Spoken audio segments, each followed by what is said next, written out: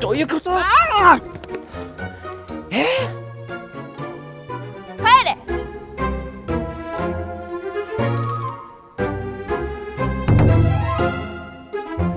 Hello everyone and welcome back to the channel. I'm Kyle, the Onsen guy, and today we have returned to the home washitsu-studio because thanks to the success of our previous etiquette-focused video, What Not to Do in Japanese Onsen Top 10 Mistakes, we have decided to continue this series, but this time we're jumping out of the bath and going to ryokan.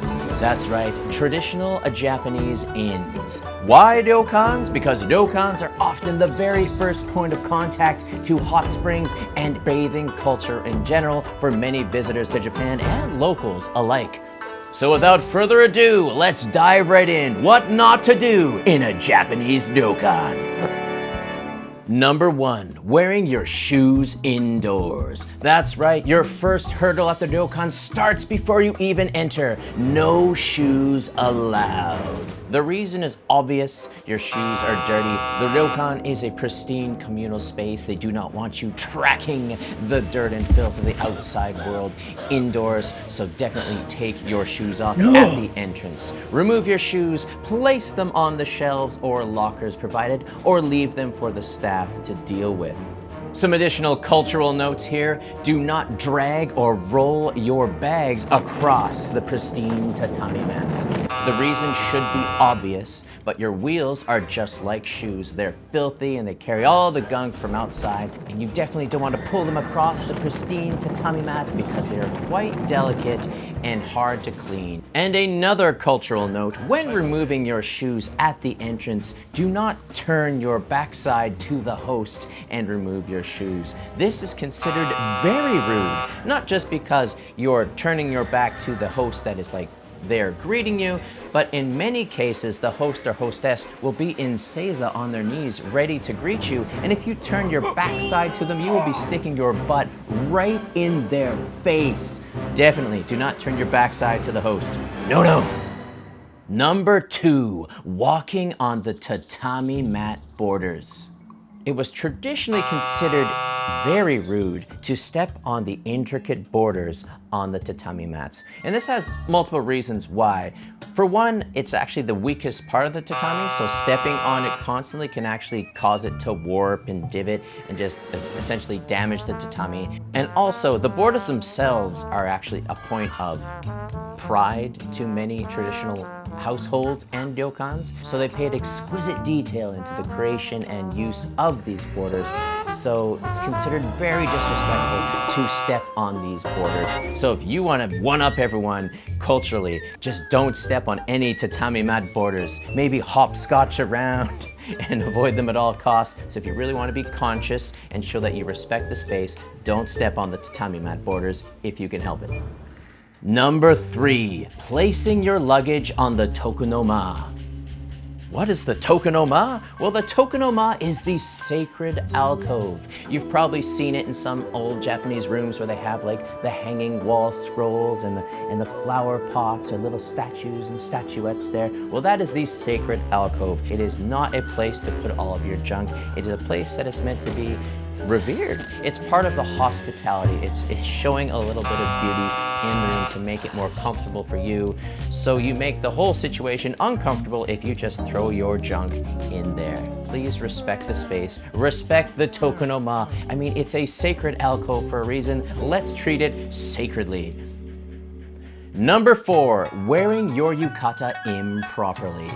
In many ryokans, you will be provided with a yukata to wear during your stay. Remember how you take your shoes off at the entrance, yes? Well, that's making sure you're not bringing any filth into the ryokan as well. So traditionally, you would go to your room, you'd go over to the bath, clean yourself, and then you'd switch into this beautiful, clean and pristine yukata and spend your time looking like this. But when wearing your yukata, you must wear it properly. You can't walk around wearing it like a cape or wearing it however you feel fit. There's a specific way to do it, and this etiquette must be upheld at all times.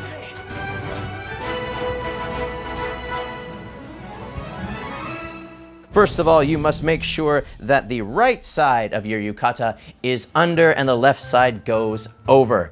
And then you tie on your obi or your little belt sash, and then you're all good to go. But if you do it the opposite direction, meaning left first and right, right over left, that is actually reserved for the deceased. When they have Japanese funerals and they dress the deceased, they will do the yukata the opposite way. So if you don't want to walk around looking like a zombie or a corpse, definitely do not do left over right. Also be sure to tie your sash properly, your obi, so you're not exposing yourself to anyone else in the ryokan. Number 5, wearing the toilet slippers outside of the toilet. In many Japanese households, bars, any kind of establishment, inside the toilet there are special slippers provided just for use in the toilet. Sometimes you just forget that they're on your feet, and it is quite embarrassing. So if you go strolling down the hallway in these things, you're just tracking that toilet filth down the pristine hallways of the ryokan, and you definitely don't want to do that. Sure, we may have all done this at some time, but make sure that you don't do it as well.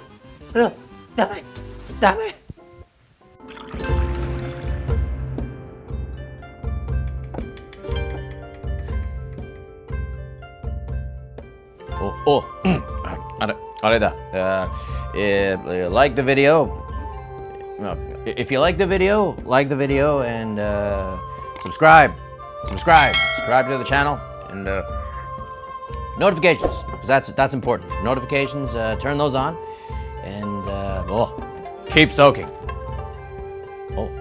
Not yet. Back to the video. Number 6, entering the wrong gender onsen. In many bathhouses, hot springs, and ryokans alike, the baths will be separated by gender, male and female. And this can be sometimes very confusing in regards to which one is which. They will often have a noren, or a Japanese curtain like this, that says the U, which symbolizes bath, but they won't necessarily write otoko, which means boy, or onna, which means girl. So they will sometimes, during different times of day, they will clean the baths and switch them around. And that can get confusing if you're not paying attention and you don't recognize the color of the curtain. You end up going into the women's bath. So ask the staff beforehand, or learn your kanji. Keep your eyes open, stay aware, and you won't be fumbling into the wrong gendered hot spring.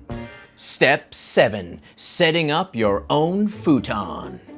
In many Japanese ryokans, they do not provide beds because a traditional Western bed would probably destroy the delicate tatami. But traditionally, they didn't have beds anyways, they had futons, and that's what you will sleep on. And it's quite comfortable once you get used to it, but this futon is not something you set up yourself.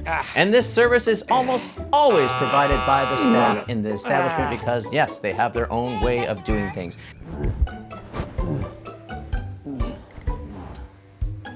Eh? ちょっとごめん。自分で敷かないでください。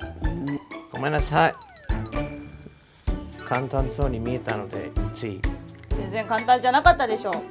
Keep in mind, yes, the staff will come into your room at some point. Generally, during dinner, if you're eating outside of the room, you will return to your room and your futons will be laid beautifully down for you to enjoy.